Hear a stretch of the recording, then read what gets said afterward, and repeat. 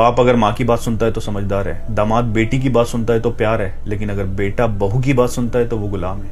ये हम कौन सी दुनिया में जी रहे हैं? किस इंसाफ पे जी रहे हैं?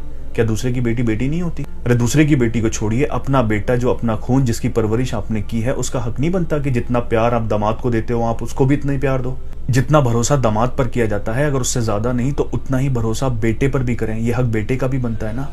90% 90% घरों का यही हाल है। मेरे पास इतने मैसेज आते हैं कि सर हम तो अपनी ईमानदारी से अपनी जिम्मेदारियां निभा रहे हैं, सब कुछ कर रहे हैं, लेकिन उन्हीं को हम पे भरोसा नहीं है जिनके लिए हम अपनी पूरी जिंदगी कुर्बान कर रहे हैं। माँ बाप अपनी औलाद को खुद पालते हैं, खुद परवरिश करते हैं और अपनी ही परवरिश पर भरोसा नहीं करते। सब इंसान है, सब गलतियां करते हैं, लेकिन ये कहाँ का इंसाफ है कि बेटी की गलती पर उसका वकील बनकर उसको बचाया जाता है और एक बहू की गलती पर उसका जज बनकर उसको फैसले सुनाए जाते हैं। मैं ये नहीं कहता कि सारी बहुएं अच्छी होती हैं, सारे बेटे अच्छे होते हैं। बहुत सारी लड़कियां ऐसी होती हैं जिनको ट्रेनिंग दी जाती है कि आकर वो अपने हस्बैंड को अपनी जागीर समझ लेती हैं। एक लड़के पर सबसे ज्यादा हक माँ बाप का होता है, तो इन गलत बहुओं और बेटों की वजह से जो अच्छे बेटों और बहुओं पर नाइंसाफी हो रही है ना, उसका हिसाब माँ बाप को देना पड़ेगा। क्योंकि जुल्म जुल्म होता है, चाहे वो औलाद माँ बाप पर करे या फिर माँ बाप अपनी औलाद पर करे। खुदा अपने इंसाफ के तराजू में हमारे रिश्तों को नहीं, हमारी नियतों को तोलेगा।